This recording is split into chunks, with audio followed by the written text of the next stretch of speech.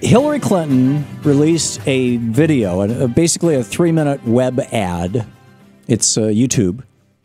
And I'm on her mailing list now. I went over to hillaryclinton.com and signed up. And I was really impressed by this. And, you know, there's a very good chance, it's at this moment, a probability, but as time goes on, a possibility, whatever you want to call it, that Hillary Clinton will be the Democratic nominee for president. And if so, I intend to do everything I can to make sure she gets elected. The Supreme Court is at stake. I may have, just like I have, you know, very specific disagreements with Barack Obama, President Obama, on some of his policies. I have some very specific disagreements with Hillary on some of her policies. But that doesn't mean that you don't vote for them. It doesn't mean you don't work for them. It doesn't mean you don't try to help them, you know, because the big picture is so much more important, and the Supreme Court is the biggest piece of the big picture. So, anyhow, I think one of the most consequential issues of our time right now is global warming. And I, this morning, was reading one of my very favorite, and I use the word favorite advisedly because every time I read it, it scares the hell out of me. But I think it's one of the very best blogs out there for science geeks about global warming. And it's arctic-news.blogspot.com. And it's a blog where a bunch of basically Arctic weather scientists post the latest, you know, news and science and stuff like that. And it's really quite remarkable. I strongly recommend that you check this out, arctic-news.blogspot.com. And the most recent post, and I think this was by Sam Corinna. I could be wrong. I printed it out, and it doesn't say, in the printout, it doesn't say who it was. But the title is Arctic Ocean Temperatures Keep Rising. 93% of all global warming goes right into the oceans. And that's the really scary bad news. Because the oceans are what are keeping all those methane clathrate crystals, that frozen methane under the ocean surface. And as that, you know, that warming is damn scary stuff. So anyhow, this post points out 93% of the heat goes into the ocean. So what does that mean? Well, the 20th century average for June, the entire century, from 1900 till 2000, the average ocean temperature was 61.5 degrees Fahrenheit, 16.4 degrees Celsius. In June of 2015, it was 1.57 degrees Fahrenheit higher. Now, whoever wrote this post says there have been times when it was warmer. The last time when it was warmer than today, during the EEMIAN, and I'm not sure how to pronounce that, Emian period, which I don't know much about. I've got some homework for myself here for this afternoon. The peak temperature was only a few tenths of a degree higher than today, according to the IPCC. In those days, there was a huge melting, accompanied by extreme storms and sea levels that were 5 to 9 meters higher than today. In many ways, the situation now already looks worse than it was in the Eemian, or however you say that, era. And maybe one of you is a climate scientist, and you can call in and inform me. You know, what is the Eemian? Why should I care? What does it matter? What was it all about? But here's where it gets really scary. There's a graph here that shows, you know, if we stay on this course, this is where we end up, right? A polynomial trend for the Arctic shows temperature anomalies of over 4 degrees Celsius. Now, this is just in the Arctic, this not worldwide, but the Arctic is where there's something like 9, I don't remember if it was billion or trillion. There is more carbon locked up in the Arctic in the form of methane than there is in the entire atmosphere. And if that stuff melts, we are like heading right for the Permian mass extinction. So back to this. A polynomial trend for the Arctic shows temperature anomalies of over 4 degrees Celsius by 2020.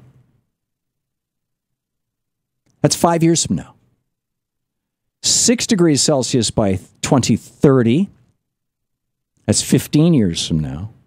And 15 degrees Celsius by 2050.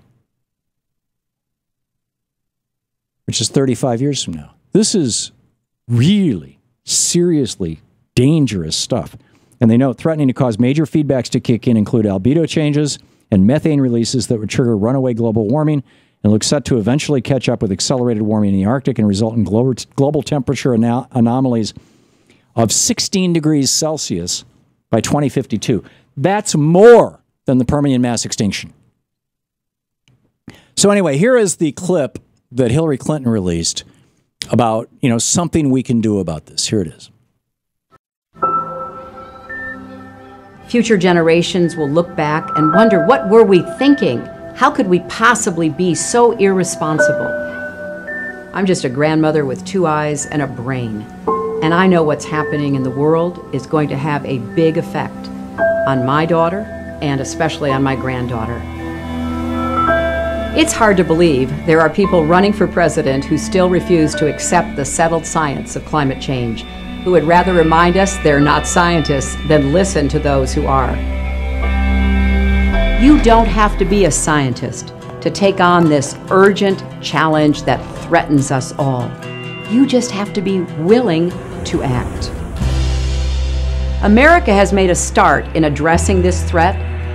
The renewable energy industry prevents as many as 70,000 asthma attacks and 3,000 premature deaths each year. It created over 50,000 new jobs and drove more than $35 billion in investment last year alone. But we have to do much more, and we have to do it now.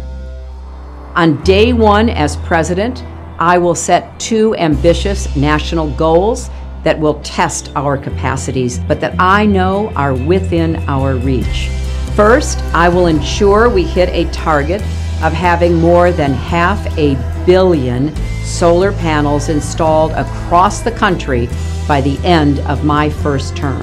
Second, we'll set a 10-year goal of generating enough renewable energy to power every single home in America. Over the next few months, I will lay out a comprehensive agenda to meet the climate challenge and make America the world's clean energy superpower. We're all going to have to do our part. But that's who we are as Americans. We don't hide from change, we harness it. It's absolutely brilliant. And I'm not going to damn her with faint praise. I'm not going to say, but I would have gone. No. I think that, to hear, I wish President Obama would talk like this. I mean, he could be talking about this right now. Instead, that he's still debating whether or not to allow Keystone XL as they continue construction of the damn thing. So, And contrast that with every single, as far as I know, I mean, maybe I'm missing something. Maybe Donald Trump is not a climate denier. I'm not sure. I know that he has been on the record in the past saying he's in favor of a national health care system, that he disagrees with the Republicans on that. I mean, there was a piece over on Alternet that went up on Saturday. My recollection is it was Zed Jelani, and it was titled, The Surprising Progressive Case for Donald Trump. Well, I can tell you, Donald Trump is no progressive. Donald Trump he's a billionaire. And his interests are going to be with the billionaire party, or the billionaire class, rather, particularly the conservative billionaire class. But the bottom line here is the entire Republican field, as far as I know, is in denial about it's already happening in the Arctic. And it's affecting our weather. It's why we had such horrible winters 2 years in a row, why we had the hottest, last year was the hottest year in the history of the human race. This is the Thom Hartmann Program. This is truly important stuff. And to have somebody of the stature of Hillary Clinton speaking out like this so bluntly, brilliant. I'm so pleased.